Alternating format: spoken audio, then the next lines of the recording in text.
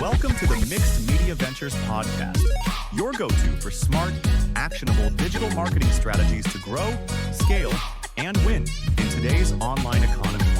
Join us now for our latest episode. All right, let's unpack this. You know that feeling when you're staring at your marketing budget, maybe surrounded by just a million digital options, and you're trying to figure out where to put your money so it actually does something? Oh, yeah.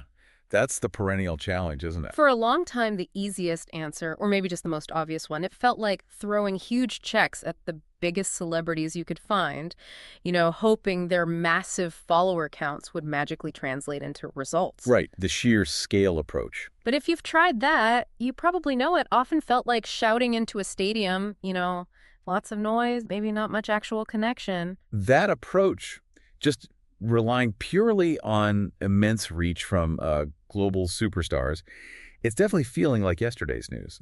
The digital landscape is shifting pretty dramatically. And what the source material we're exploring today really highlights is a fundamental realignment. It points towards a different kind of influence that's proving, well, far more effective, particularly when it comes to tangible business outcomes. Absolutely. So today we are embarking on a deep dive into a specific source. It's a report titled Micro-Influencers, the New Age of Influence Marketing, which gives us insights from Mixed Media Ventures. Okay.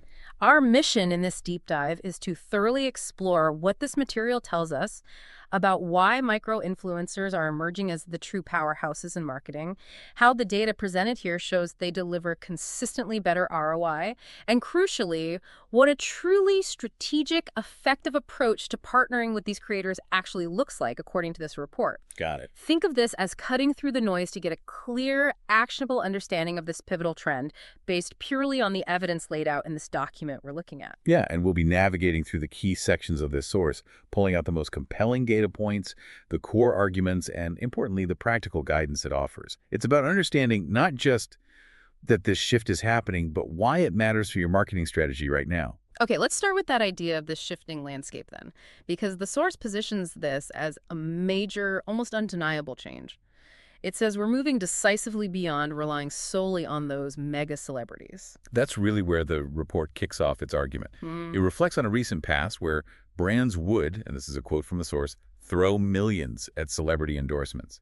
People with enormous follower accounts, often without really clear metrics or a certain path to return. Where I just hope for the best. It was a gamble on sheer visibility. The assumption was basically more eyeballs equals more results, almost by default. And the source immediately challenges that assumption with a core premise that really sets the tone. Bigger isn't always better in today's influence game. That feels almost counterintuitive to the old way of thinking, doesn't it? Where follower count was king.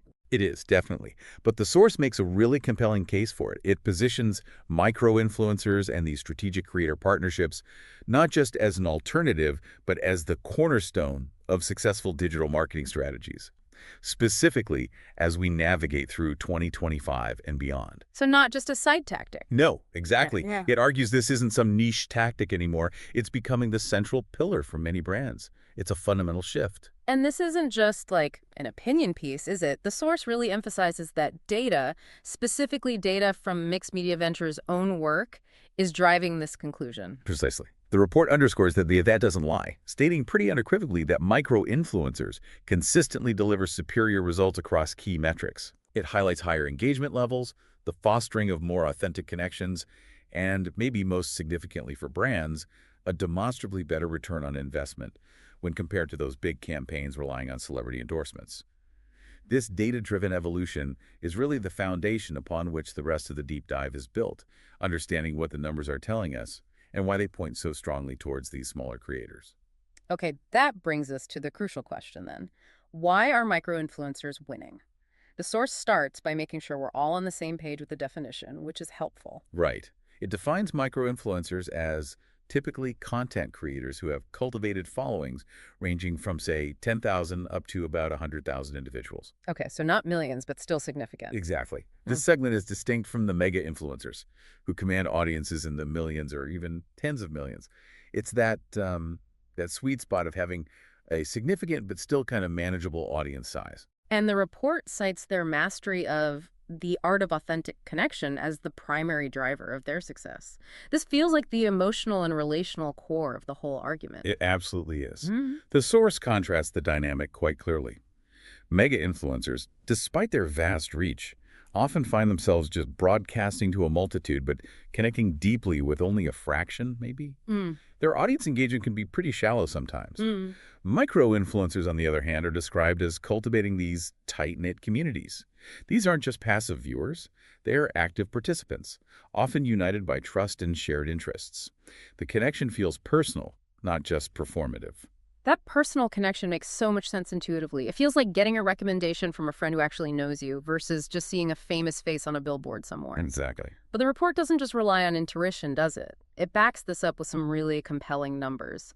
Let's dig into those specific data points. Yeah, these statistics are pretty central to the source's argument about tangible results. Firstly, on engagement rates. Mm. The material presents data showing that micro-influencers achieve engagement rates up to 60% higher than macro-influencers. Wow, up to 60% higher. That's not just a marginal improvement, that's a fundamentally different level of interaction. Why is that engagement rate number so incredibly significant for a brand? Well, engagement is really the pulse of true influence in the digital realm, isn't it? Yeah. A high engagement rate signifies that content isn't just being seen passively, it's being acted upon. Right. People are actively liking, commenting, sharing, saving, asking questions, participating in polls, whatever it is. This level of active interaction is a far more potent indicator of genuine audience interest and trust than just a simple view count. Okay. It means the creator has captured not just the audience's eyeballs, but their active attention and their willingness to interact. It's really the difference between a passive audience and a truly engaged community. That makes perfect sense. It's about the quality of that attention, not just the scale. Another statistic from the source that really jumped out at me was about consumer recommendations. Yes, the report highlights a really striking figure here. 82% of consumers are highly likely to follow recommendations from micro-influencers. 82%. Yeah, just think about that number. More than 4 out of 5 consumers are basically predisposed to act on a suggestion from these creators. This statistic powerfully underscores the level of trust and credibility micro-influencers have managed to build within their communities. It really does. It shows their audience sees them as reliable sources of information and advice, not just, entertainment. That's incredibly high, and it points directly back to that trust theme we just talked about. And the source even provides a concrete average ROI number specifically for Instagram campaigns. It does, offering tangible proof of performance. The report states that on Instagram, brands collaborating with micro-influencers see an average return of $4.21 for every $1 spent. Wow. That's a direct, quantifiable measure of value. Investing $1 and getting back over $4 on average, that's a pretty compelling business case for shifting resources towards these creators, wouldn't you say? Absolutely. It moves the discussion from these abstract concepts like authenticity to clear financial performance. That ROI figure really puts it into perspective, and the source brings it all together with a quote from Samantha Chen. She's the digital strategy director at Mixed Media Ventures, who says, quote, "The most valuable currency in today's digital economy isn't reach, it's trust." That quote is basically the thesis statement of the whole report, isn't it? It just encapsulates the core shift perfectly. Yeah. It's no longer about just casting the widest net possible, that's reach. It's about cultivating the deepest, most meaningful connections. That's trust. And micro-influencers inherently excel at this because their entire model is built on nurturing those relationships within their niche communities through consistent, authentic interaction. And the source directly links this hard-earned trust to improved conversion rates. It's not just warm, fuzzy feelings. Absolutely not.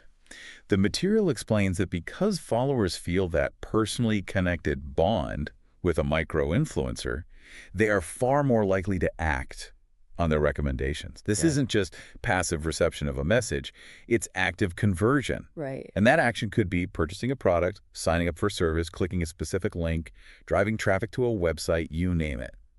The personal connection fostered by the creator translates directly into the desired outcome for the brand, because the recommendation is perceived as genuine advice from a trusted peer, not just another ad you scroll past.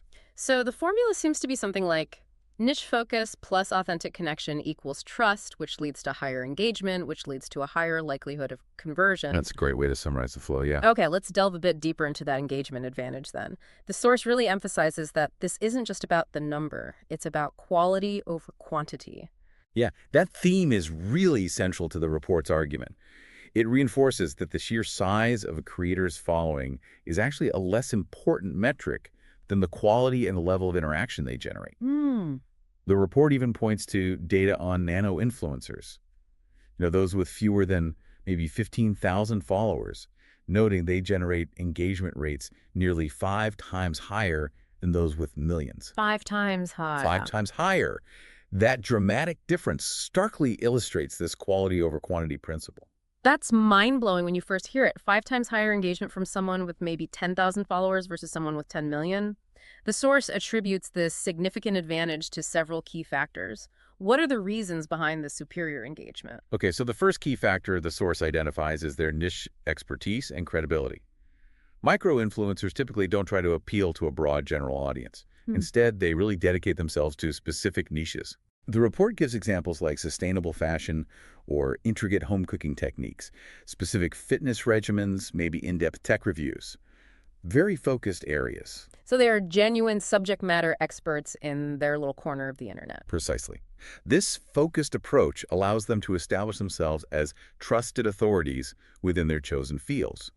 Their audience isn't just a random collection of followers. It's usually a community built around a shared, passionate interest, drawn in by the creators' demonstrated expertise and authentic passion for that specific topic. Yeah. People follow them because they genuinely value their opinion and knowledge in that particular niche. That credibility within a focused community must be incredibly powerful.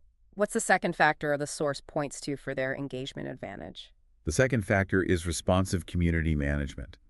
Because their audience sizes, while substantial, are still manageable, micro-influencers can engage in a much more personal level.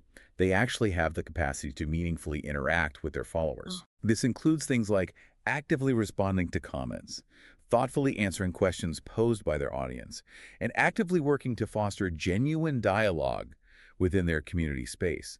It's not just posting and walking away. It's that two-way conversation, that feeling that you're actually seen and heard by the creator. Exactly. And this consistent personal interaction isn't just, good social media practice. It actively builds community loyalty.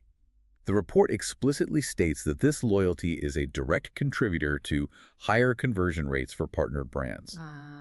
When the community feels a strong bond with the creator, they're much more open and receptive to hearing about and acting upon a product or service recommendation from someone they trust implicitly. And the third factor, which the source calls the most importantly factor, this sounds crucial. Yeah, this is perceived authenticity. Yeah. This is arguably the most critical element underpinning their influence. The report notes that when a micro-influencer recommends something, it feels significantly less like a paid advertisement and much more like advice from a trusted friend. Like the example the source uses about the beauty micro-influencer, right? Yes, exactly. The report contrasts the impact of a beauty micro-influencer with, say, 30,000 followers recommending a product they've genuinely used and loved, versus a global celebrity endorsing something they may have absolutely no personal connection to. Right. The source explains that the micro-influencer's audience takes notice in ways that simply don't happen with those big celebrity endorsements. This is because the recommendation is rooted in personal experience, shared passion, and that genuine connection built over time within that specific niche community. That authenticity is the engine of their influence, and it's incredibly difficult, maybe impossible, to manufacture at the mega-influencer scale. So it's really that combination of niche expertise, active community engagement, and perceived authenticity that fuels their high engagement rates and, crucially, translates into trust and potential action. That sums it up perfectly. Now, let's explicitly link this back to the bottom line for brands and agencies, the ROI equation. The source is very clear that this is where micro-influencer partnerships truly shine. Right, because at the end of the day, for any business looking to spend its marketing dollars effectively, return on investment is the ultimate measure of success. The report states unequivocally that micro-influencer partnerships offer remarkable ROI, and it attributes this performance to the combined power of lower cost and higher engagement. Lower costs make immediate sense. You're paying for a smaller audience, so presumably the price tag per post or campaign is much less than for a global superstar. The source gives a breakdown of this cost effectiveness. It provides a really stark contrast. The report highlights that the cost of a single social media post from a major celebrity can easily run into tens or even hundreds of thousands of dollars just for one post. This is compared to the ability to work with multiple micro-influencers for a fraction of that price. So this isn't just about saving money on a single piece of content. It's about having the financial flexibility to engage with many creators simultaneously for the same budget you might spend on just one celebrity. And the report identifies several strategic benefits to this distribution approach, spreading your investment across numerous smaller creators instead of putting all your eggs in one big basket. Yes, it outlines 3 key advantages there. First, risk mitigation. By diversifying your partnerships, you significantly reduce the impact on your overall campaign performance if any single creator or piece of content underperforms. Your whole strategy isn't dependent on just one person's post. Makes sense. Second, audience diversification. Different micro-influencers, even within the same general niche, tend to attract slightly different audience segments. So working with multiple creators allows you to reach a broader, yet still highly relevant cross-section of your target market. And third, content variety. Engaging with multiple creators naturally results in a wider array of content styles, perspectives, and creative approaches to showcasing your brand or product, which can resonate with different parts of your audience more effectively than a single message. That makes a lot of strategic sense, reducing risk while increasing reach and creative output within your target audience. The source also emphasizes the long-term value proposition of these partnerships, arguing against a purely transactional mindset. Absolutely. The report states that the most forward-thinking and successful brands, according to their observations, are consciously moving away from just doing one-off posts with creators towards cultivating long-term creator partnerships. These sustained collaborations are presented as fundamentally more impactful than just sporadic campaigns.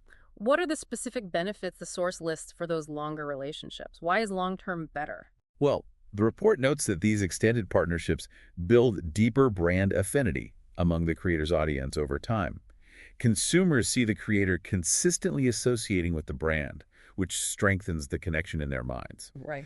They also ensure a consistent presence for the brand within that trusted community, keeping it top of mind. And crucially, the source adds that these longer relationships often result in more authentic content. How so? Because the creator has more time and opportunity to genuinely integrate the brand into their lifestyle and content in a really natural way, rather than just forcing a one-time mention that might feel out of place. This reminds me of the quote the source includes from Jason Wright. He's an influencer marketing specialist. Yeah. He highlights the difference in ROI for long-term versus one-off campaigns. Yeah, he provides a pretty compelling data point here. Jason Wright is quoted saying that 6-month partnerships with the right micro-influencers deliver up to 3x the ROI of one-off campaigns with larger creators. 3 times the ROI. Under 3 times the return, simply by committing to a longer, more integrated relationship with a well-chosen smaller creator. He specifically attributes this dramatic difference to the fact that this sustained presence builds credibility over time in a way a single sponsored post just can't replicate. That makes incredible sense. Credibility isn't built overnight, is it? It's built through that consistency and genuine integration. Exactly. The source also notes that mixed media ventures specifically helps brands make this strategic shift towards micro-influencer-powered strategies, and they consistently see dramatic improvements in their clients' results. Yeah, positions the agency's expertise as pretty crucial in navigating the complexities of identifying the right partners and structuring these campaigns for optimal outcomes, drawing directly from the data they're analyzing in the report. Okay, so we've covered the why, the trust, the engagement, the cost effectiveness driven by the nature of micro-influencers. We've seen the data supporting the impressive ROI. Now let's get practical. How do you actually build these effective creator partnerships that, as the source says, drive real results? It sounds like it starts with fundamentally changing what you focus on when selecting partners. This is where the strategic guidance in the report becomes really actionable. The very first rule it lays out for brands navigating the influence landscape in 2025 is blunt. Stop obsessing over follower numbers. Well, stop it. Yeah, that number is often a pretty superficial metric. It's the digital equivalent of counting how many people walk by a billboard versus how many actually stop and look and engage. So if follower count is no longer the primary metric, what should brands be focusing on, according to the source? It outlines 4 key criteria that are much better indicators of potential impact. Right, the report advises shifting focus to these 4 crucial areas. First, engagement rate. Moving beyond just the raw follower counts, this is about analyzing the percentage of followers who actually like, comment, share, save the content. This reveals the health and responsiveness of that audience. Yeah. A creator with 50,000 followers and a 5% engagement rate is likely far more valuable than one with 500,000 followers and maybe a 0.5% rate. Big difference. Huge difference. Second, audience demographics. It's absolutely critical that the creator's audience aligns precisely with your brand's target market.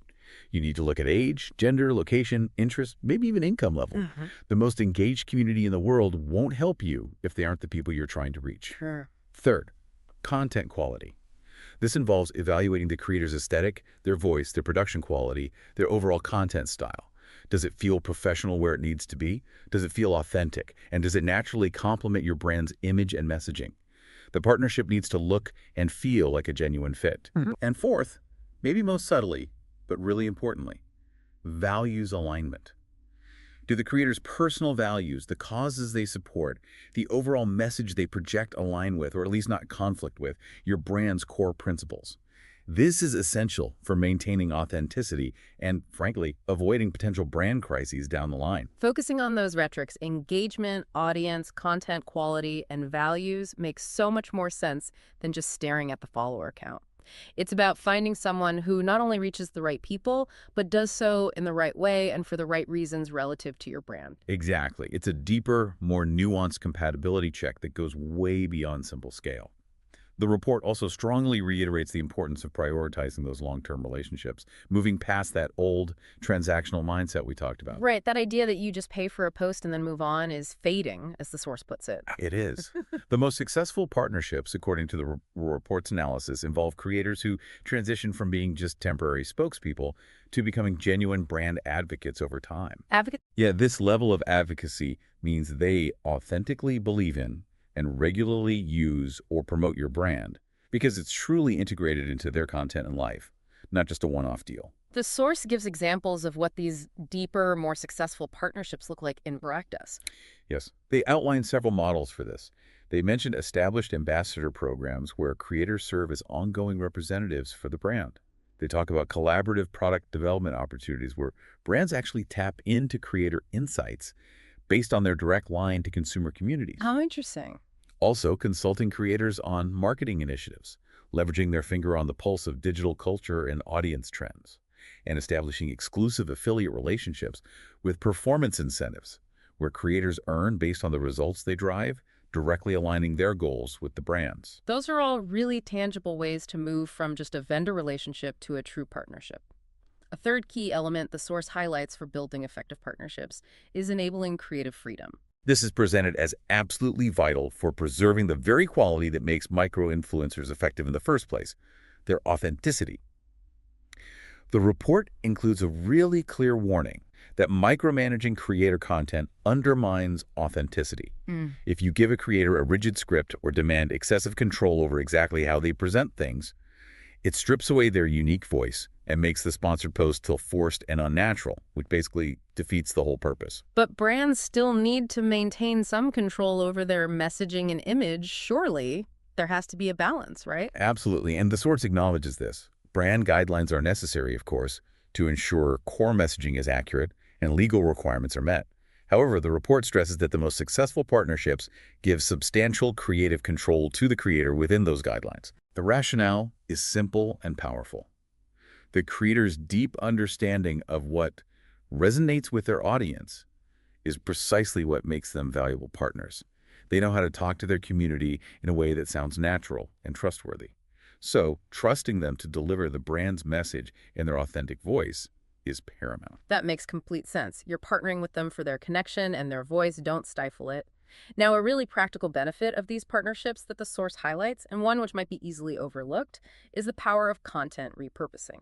Yes, this is presented as a significant, often undervalued return on investment from getting influencer-generated content, or IGC. The report points out that IGC provides value that extends far beyond its original platform. So the content a micro-influencer creates isn't just for their Instagram feed or their TikTok channel, and that's it? Exactly. The source lists specific actionable ways this IGC can be reused by the brand. It can be repurposed across your own social channels as it can be incorporated in email marketing campaigns, used as compelling testimonials and reviews on your website, leveraged in paid advertising things, social ads, using their content, and prominently displayed on product pages to showcase authentic user experiences directly from a trusted voice. That's brilliant, actually. You're maximizing the value of that one piece of content and that partnership by giving it a second, third, maybe even fourth life across your own owned and paid channels. This multi-channel approach is really key to extending the reach and impact of each partnership significantly. Hmm. And importantly, when it's repurposed correctly, it maintains the authenticity that made it effective initially because it's still the creator's genuine content. Right. The report also notes that Mixed Media Ventures helps its clients develop comprehensive strategies for repurposing creator content to ensure they are fully capitalizing on this valuable asset. Okay. Moving beyond just driving sales or engagement through content, the source also discusses community building as a kind of new frontier in influence marketing. This seems to move beyond simple promotion towards deeper, ongoing connection. It does. The report identifies that leading brands are increasingly leveraging micro-influencer partnerships, not just for direct promotional campaigns, but for the more strategic goal of strategic community building. It shifts the focus from a temporary campaign buzz to fostering a lasting group connection around the brand. How are brands achieving that through micro-influencers then? What does that look like? Well, the source talks about brands making investments in creator-led online communities. These are dedicated digital spaces where the micro-influencer acts as the facilitator, the host almost. They facilitate discussions, share exclusive content, and build deeper connections directly between consumers and the brands they represent within that space. So like having the influencer host a dedicated forum or maybe a private group for the brand's most engaged customers. It's exactly that kind of thing. The report mentions platforms like Discord servers, private Facebook groups, or even brand-owned community platforms as examples of where this is happening effectively. These spaces, curated and led by a trusted creator, foster authentic engagement that transcends traditional marketing because they create a dynamic, ongoing conversation rather than just a one-way broadcast from the brand. The source also links this community aspect to something called collaborative creation. What's that about? This is a really powerful feedback loop enabled by these communities. By involving creators and by extension, their communities in processes like product development or brainstorming new marketing initiatives or providing feedback on brand direction, brands gain valuable insights from their community. Ah, direct feedback. Yes, the creators act as a conduit for this crucial information. This collaborative approach helps brands stay relevant and responsive to consumer needs because they are getting direct, unfiltered input from the people who are actually using their products and talking about them online, all facilitated by that trusted creator. And if you're focused on building these communities, you probably need to measure success differently than just looking at direct sales numbers, right? The metrics must change. Absolutely. The report acknowledges this evolution in measurement. It states that sophisticated marketers are implementing new metrics specifically designed to evaluate the health and impact of these community-focused efforts. Such as?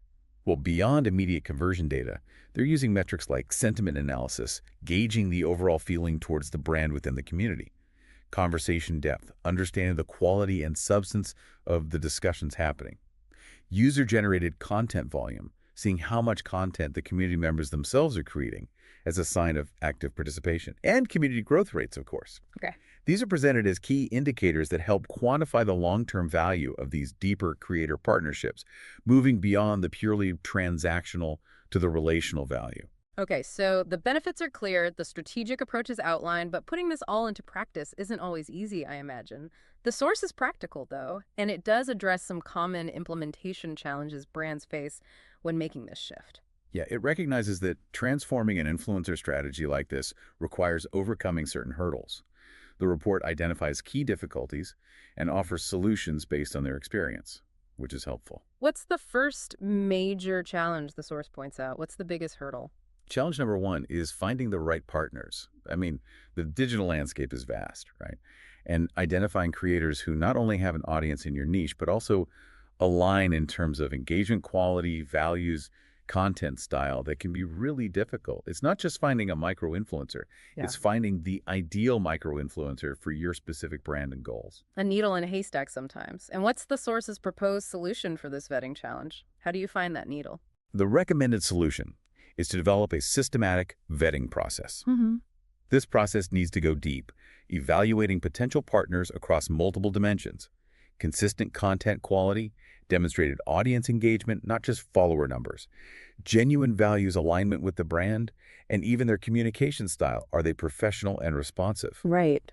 The report also suggests leveraging specialized platforms and agencies like Mixed Media Ventures, which have the tools and expertise to help identify partners whose audiences genuinely match your target market through sophisticated data analysis and established relationship networks. That makes sense. You need a rigorous process, maybe some help to sift through all the options effectively. What's the second challenge mentioned? Challenge number 2 is managing multiple relationships. Shifting from maybe a few large celebrity deals to working with potentially dozens, maybe even hundreds of micro-influencers creates a significant administrative workload. You've got contracts, briefing materials, content review cycles, payments, ongoing communication. It's a lot to juggle. The logistics must be a real headache without the right systems in place. Exactly. So the source's solution here is to invest in relationship management tools designed specifically for creator partnerships. These platforms can help standardize communications, streamline contract terms, automate performance tracking, and manage payments, thereby significantly reducing that administrative burden. Okay. Crucially, they help facilitate managing a large volume of partners while still allowing for maintaining personalized relationships with each creator, which, as we've said, is vital for maintaining authenticity. Okay, challenge number 3 is measuring true ROI.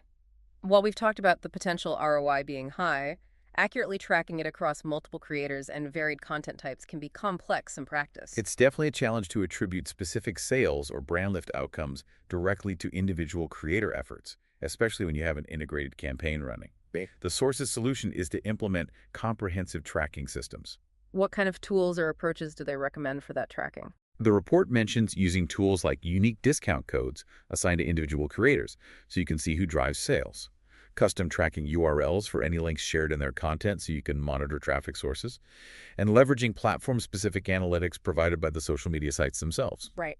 It also stresses the importance of setting clear, measurable goals beforehand and evaluating both immediate conversion metrics, like sales driven by a specific code, and longer-term brand lift indicators, like changes in brand sentiment or share of voice. And crucially, the source highlights the necessity of establishing clear baseline measurements before campaigns begin, so you have something accurate to compare against. That's how you quantify the campaign's true impact. You absolutely need that before picture to see the after effects clearly. And the fourth challenge presented in the source. Challenge number 4 is maintaining authenticity. As we've stressed repeatedly, authenticity is the absolute key to micro-influencer effectiveness. But ensuring sponsored content feels genuine when the brand is involved can be tricky.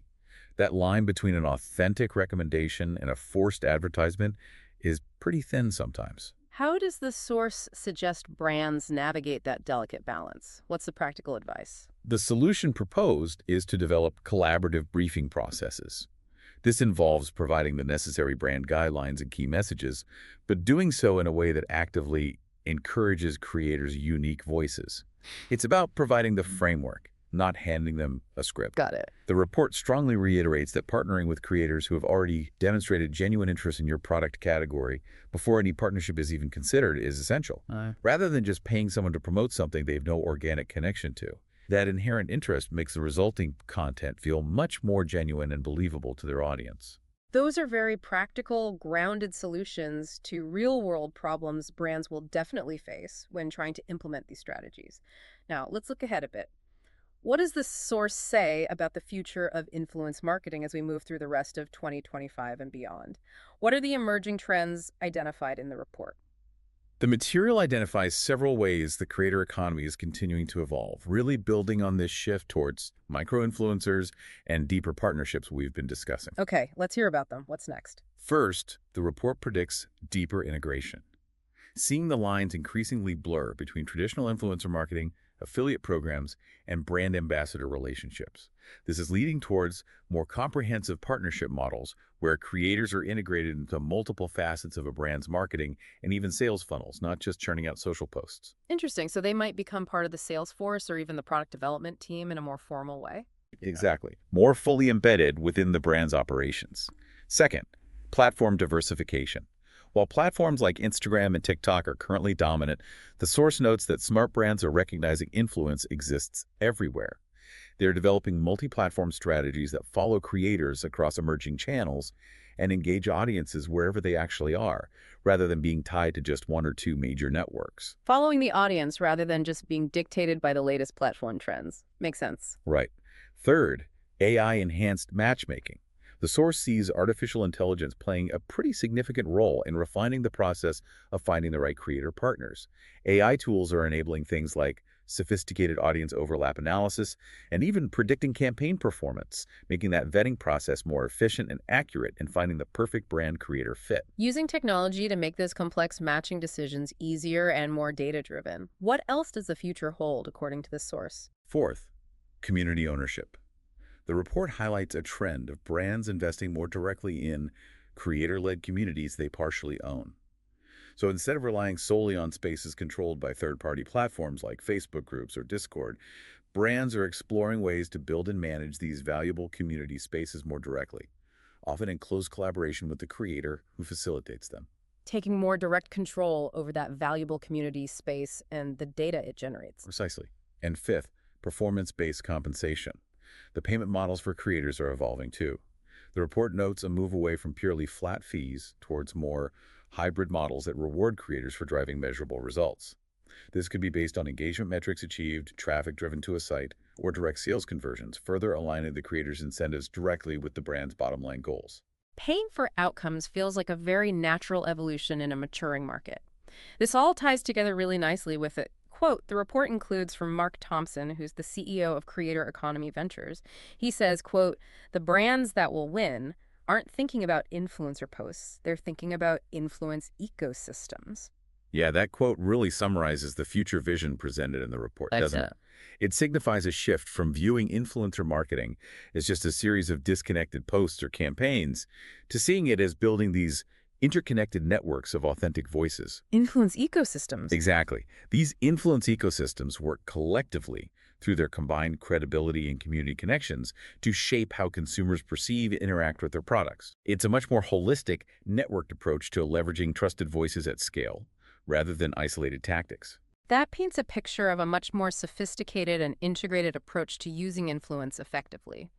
So, pulling everything we've discussed together from this deep dive into the report, the source provides a summarized action plan, basically, practical steps for brands wanting to capitalize on this shift. Yeah, it helpfully distills the key strategic recommendations into a clear roadmap for transforming an influencer strategy for better ROI and that deeper connection we've been talking about. What are those key steps from the source's action plan? Can you walk us through them? Sure. The recommended roadmap includes these key actions. 1. First, audit your current approach. Really evaluate what your brand is doing now and identify where the opportunities lie for embracing this newer model. 2. Second, define clear objectives. Be precise about what you actually want to achieve. Is it brand awareness, engagement, direct sales, community growth? Your specific goals will guide your creator selection and overall strategy. 3. Third, develop selection criteria. Create that rigorous, systematic process we discussed for vetting potential partners based on engagement, audience alignment, content quality, and values alignment, not just follower count. Right. Fourth, build relationship frameworks. Establish clear expectations, communication protocols, contract terms, and measurement plans before you even begin outreach to ensure smooth, effective partnerships from the start. Fifth, test and iterate. Start with pilot programs, measure their performance rigorously, learn from the results, what worked, what didn't, and then scale what proves effective. Sixth, invest in community. Look beyond those one-off transactional posts towards building sustained engagement and potentially exploring those facilitated community spaces with key creators. 7. And finally, 7th, measure what matters. Implement comprehensive tracking systems that capture both immediate conversion data and those longer-term brand and community health indicators to truly understand your full ROI. That action plan is incredibly helpful, I think, bringing all the insights we've discussed into concrete steps for actual implementation. It sounds like a complete blueprint drawn directly from the source material we examine. Yeah, it really ties the strategic understanding to practical implementation guidance, emphasizing that this isn't just a theoretical shift in thinking, but one that requires deliberate action and change. So to recap this entire deep dive into micro-influencers, the new age of influence marketing, the core message seems powerful and really clear. The shift towards leveraging micro-influencers isn't just a fleeting trend, but a fundamental realignment in digital marketing. Exactly. The report argues pretty convincingly that by consciously prioritizing authenticity, building genuine trust, and focusing on real engagement within niche communities over simply chasing raw reach numbers, brands can achieve significantly better returns on their marketing investments, and at the same time foster more meaningful connections with their target audiences. And the source leaves us with the distinct impression that embracing this shift isn't just about making marginal gains. It's actually about gaining a major strategic advantage in what is a very crowded digital landscape. Yes, that's the clear takeaway. It does note, as presented in the text, that Mixed Media Ventures specializes in helping brands navigate this complex landscape and deliver measurable results through these types of strategic partnerships. Right, that concluding point reinforces the report's perspective on the value of potentially seeking specialized expertise in successfully making this transition and capturing that strategic advantage. This deep dive has given us a really thorough understanding, based entirely on the specific source material, of why micro-influencers are so impactful, the compelling data supporting their ROI, and a clear strategic roadmap for building effective long-term partnerships with them.